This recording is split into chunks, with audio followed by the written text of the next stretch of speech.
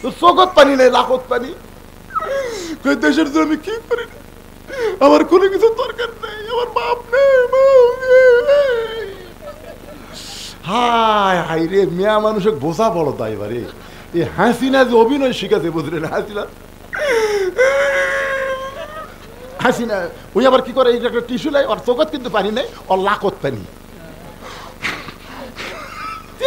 ঘৃণা লাগা, রে তোর চোখত পানি নেই, লাখত পানি।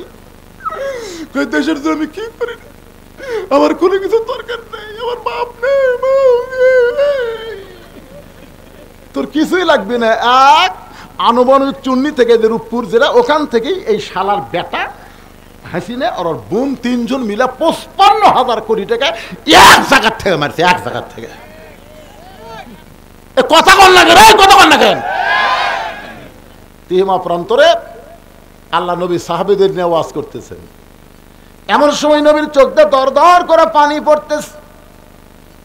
সাহাবীরা বলে, ইয়া রাসূলুল্লাহ এত সুন্দর ওয়াজ করেন, কিন্তু আপনার চোখের মধ্যে পানি। রাসূল বলে, সাহাবীরা রে, এই মুহূর্তে আমি জানতে পারলাম মক্কার সব চাইতে বড় বীর নাম হলো তার আমর। যারা বলেন নাম কি? প্রতি সন্ধ্যায় 21 কেজি খাদ্য খায় আর 3.5 ওজনের তরবারি নিয়ে জিহাদের ময়দানে যায়। সে আমর আজকে কাবা ঘর শুয়ে শপথ করেছে, মুসলমানের নবীকে হত্যা না করা পর্যন্ত আমি দুনিয়ার কোনো পানিও পান করব না, দুনিয়ার কোনো খাবারও খাবো না। সে আমার মক্কা থেকে আমাকে লক্ষ্য করে রওনা দিয়েছে। সাহাবীরা রে, এই কথা শোনার পর থেকে আমার চোখ দিয়ে দর দর করে পানি আসতেছে। ওসমান গনি বলে, রাসূলুল্লাহ এত বড় বীর আমর যখন কাবা শুয়ে শপথ করে আপনাকে হত্যা করতে চায়, হত্যা না করা পর্যন্ত পানিও পান করবে না, দুনিয়ার কোনো খাদ্য খাবে না। হুজুর তাহলে আমরা দোয়া করি, সবাই আমরা দোয়া করি ওই আমরের হাত পাও যেন আল্লাহ অবশ করে দেয়। হুজুর আমরা সবাই মিলে দোয়া করি। ওসমান গনির কথায় আল্লাহ রাসূল হাত তুলে দোয়া করবেন, এমন সময় ফেরেশতা জিবরাইল কোরআন শরীফ নিয়ে আইছে। ইয়া আইয়ুহান নাবিয়্যু হারজিল মুমিনিনা আলাল কিতাল, হারজিল মুমিনিনা আলাল কিতাল। ওগো নবী, ওগো নবী, এই দুই হাত খালি দোয়ার জন্য না, এই দুই হাত হলো লাঠি ধরার হাত, এই দুই হাত হলো অস্ত্র ধরার হাত। জোরে কোন কথা ঠিক কিনা? আপনি সাহাবীদের কি শিক্ষা দিচ্ছেন? আপনাকে হত্যা করবার আসতেছে আর আপনি দোয়া করতেছেন। মুয়াজ্জিন কয়, ইমাম সাহেব আমাদের এই ভান্ডার পাইকা যে হারে চুরি শুরু হয়ে গেছে, আপনি একটু দোয়া করবেন চোরের হাত থেকে আল্লাহ যেন গ্রামকে বাঁচায়। ইমাম সাহেব বলেন, এশার নামাজের পরে তোমরা সবাই 5 মিনিটের জন্য বসবে। সবাই বসে গেছে। ইমাম সাহেব বলতেছে, ভাই 3 বার সূরা ইখলাস, 1 বার সূরা ফাতিহা, 11 বার দরুদ শরীফ, 3 বার ইস্তেগফার পড়ো। সবাই পড়ার পরে 2 হাত তুলে দোয়া করতেছে, আল্লাহ আল্লাহ যে হারে চোর বেড়ে গেছে, আল্লাহ চোরের হাত থেকে ভান্ডার পাইকাকে তুমি হেফাজত করো, আল্লাহ আল্লাহ আল্লাহ চোরের হাত থেকে হেফাজত করো। চোর জানলার উপর থেকে বলতেছে আমিন, কারণ চোর দোয়া পছন্দ করে। চোর কিন্তু দোয়া পছন্দ করে। বিশেষ তোমার টুঙ্গিত বহু চোর যায় দোয়া সামিল হতে। তোর কোন কথা ঠিক কিনা? সুদ খাই, ঘুষ খাই, দোয়া যায় কি? চোর বলতেছে আমিন, কারণ চোর জানে তোরা দোয়া করে ঘুম পান আর আমি চুরি করবো। তোর কোন কথা ঠিক কিনা? কিন্তু ইমাম সাহেব বলে, নামাজের পরে 5 মিনিট বসবা। সবাই বসছে। তোমরা বাড়িতে যাও, 3 হাতা করে একটা লাঠি বানাও, একটা লাঠির মাপ হবে 3 হাত। 3 হাতা একটা লাঠি কাটো। যে রাস্তা দিয়ে চোর আসে ওই রাস্তায় গোপনে কোনো আলো জ্বালাবা না। অন্ধকারের মধ্যে তোমরা 5 জন 6 জন করে লাঠি নিয়ে দাঁড়ায় থাকবা। চোর আসা মাত্র মাজা সহবাড়ি হবে। আপনারা বলেন তো, চোর আমিন কবি? তার মানে কি বুঝতেছেন? এই 2 হাত খালি দোয়ার হাত না, এই 2 হাত হলো বাতিলের বিরুদ্ধে অস্ত্র ধরার হাত। আজকে ভারত আমাকে হুমকি দেয় যে বাংলাদেশ দখল করতে 15 দিন লাগবে না। বাংলার মুসলমান যদি এখন ভারতের হুমকির কাছে নত যেন না হয়ে 3 হাতে একটা করে লাঠি আর একটা করে খুর যদি কোমরের মধ্যে রাখে, এই কোমরের টেরের মধ্যে খুর রাখবে, আর সবাই নিয়ত করবে মালওয়ানের বাচ্চারা দেশে ঢুকবি, আর লাঠির তলে ফালামো, গোড়া কাটবো না, খুর দিয়ে আগা কাটা পোলটা দেবো, খাতনায় সুন্নত হবি, কলমা ভরা মুসলমান হবি। তোর এখন কথা ঠিক কিনা? আপনারা কন তো, এ ওয়াজ খালি এই জায়গাটা ছেড়ে মিডিয়ার মাধ্যমে গোটা ভারত ছড়া পড়তেছে। তোর এখন কথা ঠিক কিনা?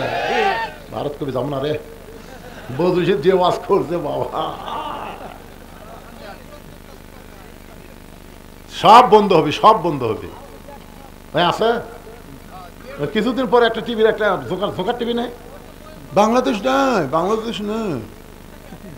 এ কয়দিন আগে করছে ইউনুস পল আছে, ইউনুস পলানোর এই গুজব শুনে বাংলাদেশের 2 আওয়ামী লীগ, এক জামাতের বাড়ি, একটা বিএনপির বাড়ি ভাঙবার গেছে। গুজব শুনে বাড়ি ভাঙবার গেছে, আল্লাহ পিটন খাবে। ইউনুস পলানোর জাত করে পাগলা। ইউনুস নবীরে খাইলো মাছেতে গিলিয়া, ফেরেশতা পাঠাইলেন আল্লাহ ইসমে আজম দিয়া, দমে দমে সে হরদম পড়ে সে ইসমে আজম, মাছেরই উদর হইতে বাঁচাইলা প্রাণ। একটা মাছ পর্যন্ত ইউনুস নবীরে গিলে খেতে পারে নাই। আমাদের ডক্টর ইউনুসকে ভারতের বাপেরও ক্ষমতা নাই গিলবার পারবি। তোরে কোন কথা ঠিক কি? তোরকে গোটা ভারত মিলে যে মাথা, আল্লাহ ইউনুসকে একলাই সেই মাথা দিছে। রে বোঝেন না কি মাল রে। বিপদে পড়লে আমরা কোন দোয়া পড়ি? এই মাদ্রাসার ছাত্র নাকি রে? আর কে আছে এখানে? আর কেউ আছে? মাদ্রাসার ছাত্র কেউ শোনা লাগে তোর কে করতে? তোরা নিজেরা একটা ওয়াজ, এরা কিন্তু ওয়াজ, এরা নিজেরা একটা ওয়াজ। আমার মাদ্রাসার 8 বছরের বাচ্চা, আমি রোদের মধ্যে চেয়ার নিয়ে বসে আছি, দেখেন এরা যে নিজেরা একটা করে ওয়াজ, চেয়ারের মধ্যে বসে আছি, ইতিমধ্যে এক বাচ্চা বের হলো। আমি বললাম কেন পড়া বাদ দিয়ে বের হলি কেন? আমার এখানে আমি বললাম 3 কিরা হচ্ছে হুজুর, 1 হচ্ছে পেশাব, 2 হচ্ছে পায়খানা, আর 3 হচ্ছে ফুস, অজু থাকে না। তা আমি বললাম তুই কি করবি? বললাম অজু করার জন্য আইসি। হুজুর ঝোঁকের পড়ে তো, ঝোঁকে পড়তে পড়তে ফসকে বের হয়ে আছে। আমি বললাম অজু ছাড়াই কোরআন পড়া দেবি, যা অজু ছাড়াই কোরআন পড়া দেবি পাগলা, যা। না হুজুর অজু ছাড়া পড়া, এই পড়া দেবি, যা। আমি বলতেছি পড়া যাবি, তুই বড় আলেম না? হ্যাঁ বড় আলেম রে। তখন কয় হুজুর, আবার কয় অজু ছাড়াই ঠান্ডার মধ্যে অজু লিখবে, অজু ছাড়া পড়া দেবে। আমার দাবিতে ওই ভিতরে ঢুকলো। আমি মনে করলাম আমি তো ঢুকলো রে, কিন্তু কি করে দেখা লাগবে। চেয়ার বসতে তো দেখা যাবে না। আস্তে করে চেয়ার ছেড়ে জানলার কাছে ফাঁকতে দেখতেছি ওই দরজার ফাঁকত ঢুকে আছে। ওই কোরআন শরীফের কাছে বসেনি, দরজার ফাঁকত ঢুকে আছে। কেন ফাঁকটা দেখতেছে, আমি চেয়ার থেকে উঠলেই বাড়াবি, আমি উঠে তো জানলার কাছে যাচ্ছি, ওটাই খেয়াল করেনি। ওই দরজার থেকে বাইরে হতে আমি আবার ওই মাটির বসে বলতেছি হুজুর আপনি আমাকে মারেন, কাটেন, যা ইচ্ছা তাই করেন, আমি অজু ছাড়া আল্লাহর কোরআন ধরবো না। আমি তখন বুকের মধ্যে নিয়ে কইলাম বাজান তুই না আমার ওয়াজের ফ্যাক্টরি রে।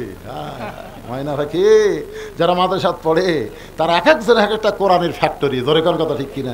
তোর কাছে ওয়াজ শোনা লাগবে না, যে কটা উঠি বসলু করে।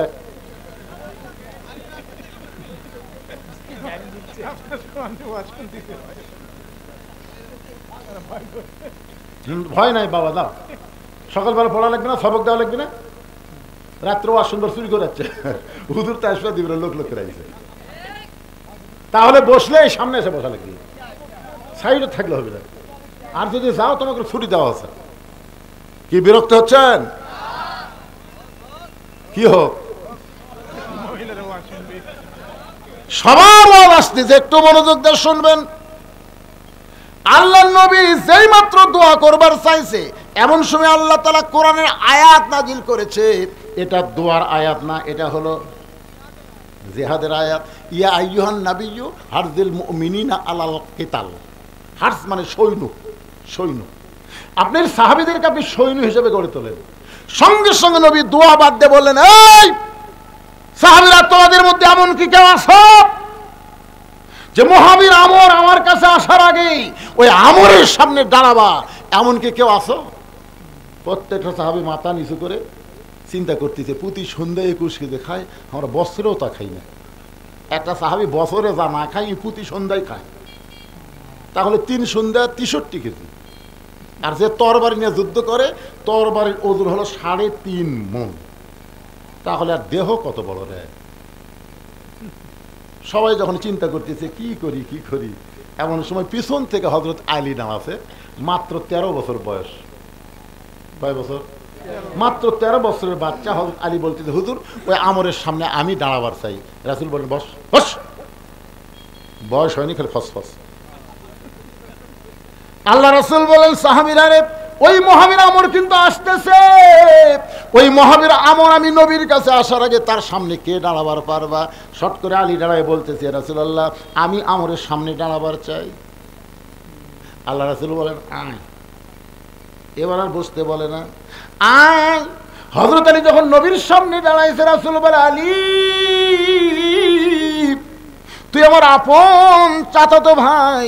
তোর বাবা আবু তালেব যখন দুনিয়া থেকে বিদায় নিল, তখন তুই আর তোর ভাই জাফর ইবনে আবি তালেব এই দুই ভাইকে আমার হাতে দিয়ে বলেছে, নবী গো, ও আব্দুল্লাহ তিমপোলা, আমি তোমার চাচা, তোমাকে লালন পালন করেছি সন্তানের মতো। আমার দুইটা সন্তানকে তুমি দেখাশোনা করবা। তোমার বাবা আবু তালেব দুনিয়া থেকে বিদায় নেওয়ার পরে তোমরা দুই ভাই আমার সন্তানের মতন। আজকে আমাকে হত্যা করার জন্য রওনা দিয়েছে, আর তোমাকে যদি আমরের সামনে পাঠায় দে, তাহলে লোকজন মনে করবে মুসলমান নবী বাঁচার জন্য ছোট্ট একটা বাচ্চাকে এত বড় বীরের সামনে পাঠায় দিছে। সঙ্গে সঙ্গে হযরত আলী নবীর কপালে চুমাতে বলে, রাসূলুল্লাহ আল্লাহর ঈমান আমার ভিতরে, নবীর প্রেম আমার কলিজায়। এই দুইটা পাওয়ার নিয়ে শুধু আমর না, পৃথিবীর তামাম বাতিলের সামনে আমি আলী একা দাঁড়াবার চাই। যেমন সর্বপ্রথম দাঁড়াছিল রংপুরের আবু সাইদ। আবু সাইদ খেলে এই পথ না দেখালে আমাদের অবস্থা খালি এটাই। চিন্তা করে দেখেন, এটা কিন্তু জাতা বিরক্ত করে মার। এই যে শহীদের মৃত্যু যে একটা পিঁপড়া কাটার চাইতো যন্ত্রণা কম, আবু সাইদের অবস্থা আমরা দেখে বুঝলাম। প্রথম গুলি লাগছে, আপনার বলেন তো, আমি কিন্তু জুম করে কাছে না ভিডিও দেখলাম, আবু সাইদ একটা বারের জন্য বলে নাই ও মারে বাবা, ও মারে বলেনি। চিন্তা করে দেখেন, গুলি লাগছে, ওই আবার সামনে যায়, আবার গুলি করে, আবার সামনে যায়। পরে যখন আবার গুলি করেছে, কোনো চিৎকার নাই, কান্নাকাটি নাই, দুই বন্ধু এসে যখন ধরেছে, তখন টলে পড়ে গেল। এখান থেকে বোঝা গেল বাতিলের বিরুদ্ধে যারা জীবন দেয়, এদের জীবন জীবন না, এদের জীবন হলো শাহাদাত। জোরে বলেন ঠিক কিনা? কি মনে করছেন বাজান? আমরা চিন্তা করি, হ্যাঁ বউ আছে, ছোল আছে, জীবন দেবো না। আমাকে আজরাইল ধরার কোনো টেনশন নাই, পুলিশ ধরার টেনশন 15.5 বছর। হ্যাঁ ওয়াজ করে বাড়ি যেয়ে পারবো কেরে? কোন জায়গায় যে পুলিশ গাড়িলে বসে আছে, আল্লাহ কাই পাগলা হুজুর, তুই পুলিশের ধান্দা করিস, আজরাইল খাড়াই আছে এই সাইডে। তা মাশাআল্লাহ, আমরা দেখছি ইয়ামিনকে যখন গাড়ি থেকে ফেলে দিল, দেখেন না আপনারা, দেখেন কত বড় নির্মম। গাড়ি থেকে একটা ছেলেকে এরকম টেনে ফেলে দিল, তারপরে ছেলেটা যখন গাড়ির কাছে পড়েছে, তাকে আবার টেনে এই ভাত ছিল, তখন দেখেন ছেলেটা একদম এরকম করতেছে না? চিন্তা করে দেখে হাসিনা রে, তো কি করি রে। তারপরও বাংলাদেশ সারবার চাইছিল না। আর্মির যিনি প্রধান, উনি বললেন আমি আপনার দায়িত্ব নেব না, কারণ যে হারে আসতেছে। কি স্বরাষ্ট্রমন্ত্রীর কাছে পুলিশের আইজি কি বলছে, স্যার আপনি যে বলেন গুলি করেন, আমরা তো গুলি করতেছি, গুলি করি, ওই জায়গা ফাঁকা হয় না স্যার, ওই পড়ে যায় আর একজন খাড়া হয়। হ্যাঁ না না, সে চিন্তা করে দেখেন যে গুলি করতেছি, ও মারে বাবারকে দৌড় মারলে তোর দেখা থেকে আরো 3টে দৌড়াবি, 10 পড়ে যায় আর একজন খাড়া হয়। তার মানে বোঝা গেল তয়রান আবাবিল তারমিহিম বিহিজারাতিন মিন সিজ্জিল ফাজআলাহুম কাআসফিম মাকুল। কি মনে করছেন বাবা? আবার মাঝে মধ্যে চট করে আসবি, চট করে আসবি। আমার এতই হাসি লাগে, মেম্বার থেকে মন্ত্রী বলতে বলে গেছে, এবার চট করে আসবি। আজকে একজন ডক্টর ইউনূসের বিরুদ্ধে পোস্টার বিলি করতেছে, দেখেন না আপনার ফেসবুকে, এই পোস্টার দিয়েছে বাবা, সেই দেওয়া দিছে। খালি বিএমপি না লরম না কাটলে বুঝলেন, এই শালা করে কথা সাইজ হলো উনি। আল্লাহর বান্দার একটু মনোযোগ দিয়ে শুনবেন। হযরত আলী বলতেছে, রাসূলুল্লাহ নবীর প্রেম আমার কলিজায়, শুধু আমর নয়, পৃথিবীর তামাম বাতিলের সামনে আমি আলী একাই দাঁড়াবার চাই। ইত্তাকু ফিরাসাতাল মুমিনিনা ফাইন্নাহু ইয়ানজুরু বিনূরিল্লাহ। নবী আলীর দিকে তাকায় দেখি, ও বাবা রে, এটা একটা ইমানই রে। ওসমান লব্বাইক ইয়া রাসূলুল্লাহ, দোয়া করবার কথা বলছিলা, দোয়া লাগবে না? তোমার বাড়িতে কি তরবারি আছে? ওসমান কয় হুজুর আমি কি জঙ্গি যে আমার বাড়ির তরবারি থাকবি? তরবারি নাই, ও একটা ছুরি আছে হুজুর, ওই কুরবানির সময় উঠ জব করি। তা আল্লাহ রাসূল বলে ওরাই নিয়ে আসো। ওসমান এক দৌড়ে গিয়ে বাড়ির থেকে ছুরি নিয়ে আসলো। রাসূল মাপা থেকে মাত্র 27 ইঞ্চি, ওজন হলে 1 কেজি। কয় কেজি? আর কয় মন আনতেছে? 3.5 মন। 1 কেজি 27 ইঞ্চি একটা ছুরি। হযরত আলী নবী দিয়ে বলে, আলী রে, এই ছুরিটা নিয়ে আমরের সামনে তুমি দাঁড়িয়ে যাও। তার মানে বোঝা গেল ছুরির সামনে, তরবারির সামনে তসবিহ টুবি চলবে না। তরবারির সামনে ছোট হোক, ওদের থাকবে অ্যাটম বোম, আমাদের থাকবে পাথর। ওরা অ্যাটম বোম মারবে আর আমরা পাথর মারবো। পাথর আর অ্যাটম বোম একত্র হয়ে দুইজন মাটিতে পড়ে ইসাব্বিহু লাহু মা ফিস সামাওয়াতি ওয়াল আরদ। অ্যাটম জিকির করতেছে, আল্লাহ আল্লাহ আল্লাহ। জিকির করতে করতে আল্লাহ কয়, বাংলাদেশের মাটি হলো উর্বর ভালো, তুই আর অ্যাটম থাকবো তরমুজ হয়ে না। যেই তরমুজ আছে ছেলেবেলারা বাড়াছে, বাড়ি থেকে বিশাল একটা তরমুজ পড়ে আছে। কিরে তরমুজ 80 টাকা কেজি, এত বড় তরমুজ পড়ে আছে। ওরা বাড়ির থেকে চাকুটা গুলিয়েছে, তরমুজ কাটা খাচ্ছে। বুঝলেন, ওরা অনুবীক্ষণ যন্ত্রটা দেখতেছে, দূরবীন যন্ত্র দেখতেছে, কে আমাকে অ্যাটমের খবর কি? হায় হায়, মিল্লাত আবিকুম ইব্রাহিম ওয়া সাম্মাকুমুল মুসলিমিন। জাতির পিতা আগুনের চুলা শান্তির বাগান পাশে, আর এরা ভারতের অ্যাটম তরমুজ করছে, তরমুজ কাটা খাচ্ছে। চিন্তা করছেন আপনি? আপনি কি বুঝতেছেন? ফালিয়াবুদু রব্ব হাযাল বাইত আল্লাযী আত'আমাহুম মিন জু'ইন ওয়া আমানাহুম মিন খাউফ। ওই ঘরের মালিকের গোলামি করো। আল্লাহ বলেছেন রিজিকের কোনো পেরেশানি হবে না। ওরা চিনি বন্ধ করে দিবে, পেঁয়াজ বন্ধ করে দিবে, আলু বন্ধ করে দিবে, আমি আল্লাহ আসমান থেকে তোমাদের রিজিকের ফয়সালা করব। জোরে কোন কথা ঠিক কিনা? ওয়া আমানাহুম মিন খাউফ। ওরা যত অস্ত্রের ভয় দেখাক, আমি আল্লাহ তাআলা পুরোপুরি নিরাপত্তা দিয়ে দেব। সুবহানাল্লাহ। কান না কেন? নিরাপত্তা দেওয়ার মালিককে, রিজিক দেওয়ার মালিককে। আমা মিন দাব্বাতিন ফিল আরদি ইল্লা আলাল্লাহি রিজকুহা। একটু মনোযোগ দিয়ে শুনবেন। হযরত আলী ওই তরবারি নিয়ে মারছে দৌড়। পিছন দিক থেকে রাসূল ডাকে, আলী রে, তোমার একটা ছুরি দিলাম, ছুরি নিয়ে তুমি দৌড় মারতেছ, আস্তে আস্তে হেঁটে যাওয়াও তো পারো। আলী বলতেছে, ইয়া রাসূলুল্লাহ, অনেক আগে আমর আপনাকে হত্যা করার জন্য রওনা দিয়েছে, আমি হেঁটে হেঁটে না যে দৌড়ে গিয়ে আমরকে এমনভাবে পজিশনে ওকে সাইজ করতে চাই, আপনার পবিত্র চেহারা দেখার আগে ওই আমর যেন আল্লাহর জাহান্নামে যায়। এবারে সুবহানাল্লাহ কর না কেন? যে আপনার পবিত্র চেহারা দেখার আগেই আমরকে আমি জাহান্নামে পাঠাবার চাই। এক দৌড়ে আমর আসতেছে হাতির মতন, আর পিছনে হাজার দিয়ে কাফেররা মিছিল করতেছে, মুসলমানের নবীকে কেউ বাঁচাবার পারবে না, মুসলমানের নবীকে কেউ বাঁচাবার পারবে না। 13 বছরের বাচ্চা সামনে খাড়া হচ্ছে, আমরের সামনে খাড়া হয়ে আমর বলতেছে, কে রে পুচকা, তুই হাতত চাকুলে কি করবো রে? মানে চাকু, যেটা গরু জব করে এলো ছুরি, আর যেটা চামড়া ছেলের নাম কি? চাকু। বুঝতেছে না 27 ইঞ্চি, চাকুলে কি করবো রে? হয়তো আলী তখন কোরআন থেকে একটা আয়াত তেলাওয়াত করে ওই চাকুর মাথা ফু দিয়ে আমরের সামনে মাটিতে একটা দাগ দিয়েছে। দাগ দিয়ে বলতেছে, এই কাফেরের পাঁটা, তুই কত বড় বাপের বেটা, নবী হত্যা করবো? তাহলে দাগটা ড্যাঙ্গায় এক ধাপ, এই দাগের পরে একটা ধাপ মার, একটা ধাপ।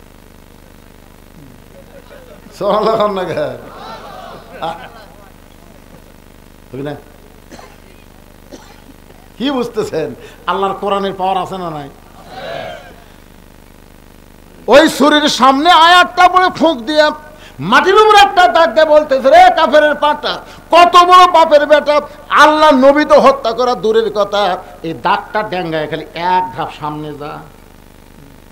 এর নাম হলো হায়দারি হাঁক। ধরে কান কি হাঁক?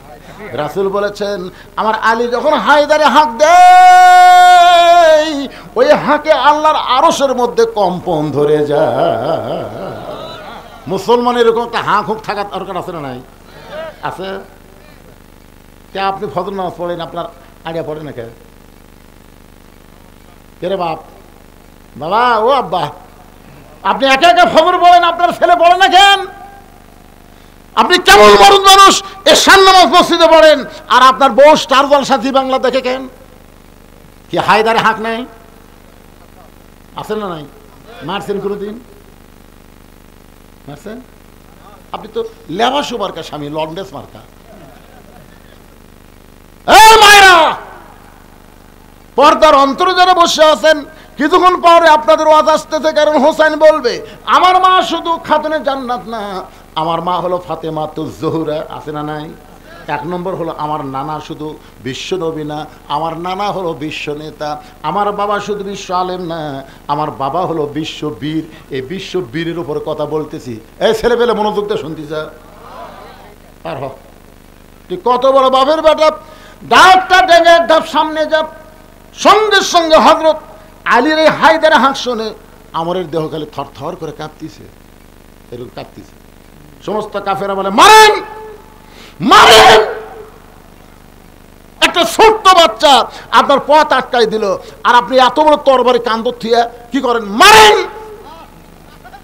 ওই হাজার হাজার কাফেরের মিছিল আমর যখন আলীকে লক্ষ্য করে ওই তরবারিটা হাঁকাইছে, ইয়ানজুরু বিনুরিল্লাহ, হযরত আলী তাকায় দেখে ওই তরবারি না, আল্লাহ কাঠের তক্তা বানায়া দিছে। কাফেরের চোখে তরবারি, আলীর চোখে তক্তা।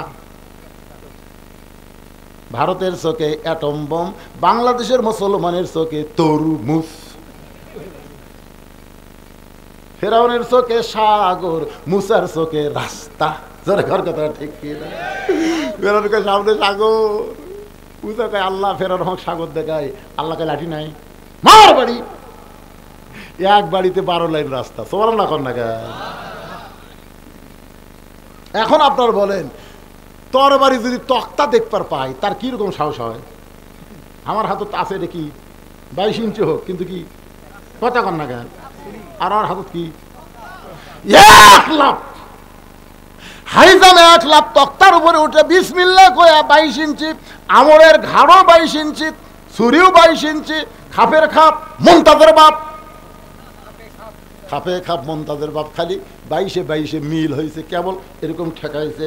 সঙ্গে সঙ্গে আমরের দেহ একদিকে, কাল্লা একদিকে, সমস্ত কাফের মারছে দৌড়। কিছু আগে যে কাফের মিছিল করছিল, মুসলমানের নবীকে কেউ বাঁচাবার পারবে না, একটা কাফেরও নাই। সমস্ত কাফের আমরকে ছায়া যখন দৌড় দেয়, এমন সময় আল্লাহর নবী হযরত আলীর কাছে, আলী রে, আলী বলতেছে, আল্লাহর শপথ করে বলতেছে, আমি মারিনি হুজুর, আমি মারিনি, খালি ঠেকাছি, খালি ঠেকাইছি। আর 2 টুকরা হয়ে গেল। রাসূল বলে, আলী চুপ চুপ, খবরদার এই কথা কাউরে কয় না, আমাক যা কোসা কোসা আর দান কাউরে কয় না। কি না হুজুর, আল্লাহ শপথ করে বলতেছি, খালি ঠেকাছি। শুধু ঠেকানোর সঙ্গে সঙ্গে 2 টুকরা কেমনে হয়ে গেল। রাসূল বলে, আলী রে, আজকে আমি বলবো না, সময় সুযোগ পেলে একদিন তোমাকে বলবো। কামুজ দুর্গের দরজায় হ্যাঁচকা টান মারছে হযরত আলী, ওই দরজাটা হাতের ঢাল হয়ে গেছে। যে দরজা লাগাইতে 100 জন, খুলতে 100 জন, সেই দরজা বাম হাতের ঢাল। এইটা দেখে কাফের বেঈমান সব ময়দান ছেড়ে দৌড়। হযরত আলী রাগ হয়ে গেল। সমস্ত কাফের যখন দৌড় দেয়, বিনা যুদ্ধে মুসলমানের বিজয়। দরজা ফাইলা দিছে, 80 গজ দড়ি গিয়ে পড়ছে। সাহাবেরা এসে নবীকে বলতেছে, ইয়া রাসূলুল্লাহ, আজকে আলীর কারণে মুসলমানের বিজয় হলো। রাসূলের মনটা খারাপ, রাসূলের মনটা খারাপ। কেউ যদি বলে ভারতের সহযোগিতায় 71 সালে আমরা স্বাধীনতা পেয়েছি, এটা মুসলমানদের মন খারাপ হওয়ার কথা। কারণ কোনো বিজয় মানুষের দ্বারা হয় না, বিজয় হয় আল্লাহর সাহায্যে। জোরে কোন কথা ঠিক কি না? ইজা জা আনাসরুল্লাহি ওয়াল ফাত ওয়ারাআইতান নাসা ইয়াদখুলুনা ফি দীনিল্লাহি আফওয়াজা। আপনারা বলেন তো, 24 সালের 5ই আগস্টে যে বিজয় আমরা পাইলাম, এই বিজয় কিন্তু ছাত্র জনতার জীবনের মাধ্যমে নয়, এই বিজয়টা হলো আমার আল্লাহর সাহায্য। কথা বলেন, কথা বলা লাগবে, ঠিক? আপনি দেখছেন 5ই আগস্টের দিন দেখছেন, ওটা তো ঢাকার কথা ছিল 6 আগস্ট। কয় আগস্ট? 6 আগস্ট না? ঢাকা অ্যাটাক হবে কয় আগস্ট? কিন্তু 5ই আগস্ট কে ডাকালো বোঝেন না? একদিন আগে আমি খালি ফেসবুক তুলছি, শালা পলক তো ইন্টারনেট বন্ধ করে দিছে, ভিপিএন দিয়ে চালু করে।